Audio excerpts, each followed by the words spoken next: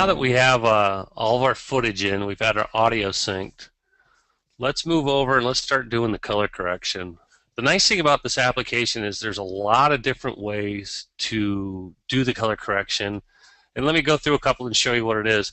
On my system here at home, I have a Euphonics MC color panel. I'm able to do the color correction on the fly. You can't see it, but I'm doing my panel right now, which is really nice. It's really easy when you're in a studio environment, but when you're out working off a DIT card or on location, it's not really always practical.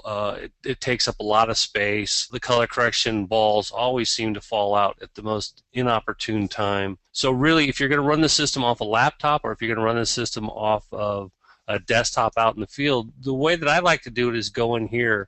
There's a couple of different ways that we have our LUTs. Let's go ahead and load some LUTs. And the LUTs are the predefined lookup tables that we did earlier, either in FilmLight, Onset, Live Link, or one of those.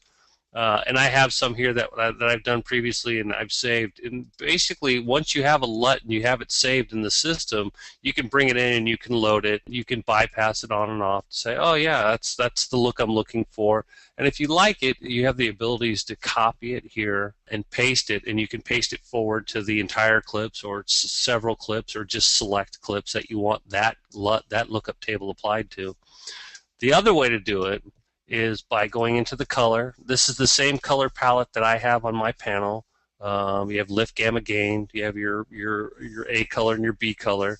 And basically what you do is you just grab the slider and start rolling it down. And you can see by my scopes that here I'm adjusting our lift. I'm bringing all the levels down. If I want to do the same with the gamma and our midtones, I can bring that down.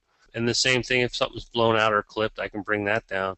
As you can see on this one, I can bring it down as far as we want on our gain, and it's not going to make any difference because when they shot the footage, this was all clipped to begin with. And if you don't like something, it's completely non-destructive. You can go back, do it over again, change it. If you like a particular look that you've done, you can save it, put it in your files in your bank for later. The other thing is if you do a look that you like,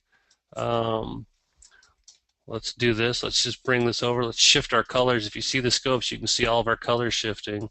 And if this is a look that you particularly like, oh, you know, I really love that magenta look, you can come over here and you have a memory bank, and you can save your settings into the memory bank.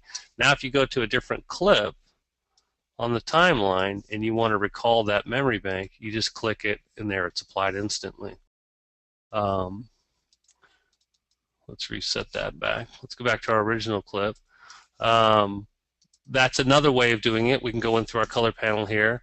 You can go into your curves, and this is your gamma curve. You can grab points on the curve and adjust your footage, and you can see that it this adjusts, you know, the brightness, the contrast, you know, the curve on our gamma curve. Let's reset that, and that's really helpful. And there's different ways. If you're used to using a panel, you can do it. If you're used to using a curve, like with the GDP, you can use it with that. The other way to do it, and this is the way when I'm out in the field, this is the way I do it the most. I use the numeric. Basically, what you do is you click on whatever parameter you want to change, spin your mouse in a circle, and it'll either expand or contract that point. And you can do the same thing with your colors. You can shift your colors. You can do your master gamma. You can add saturation to it. You can pull it out.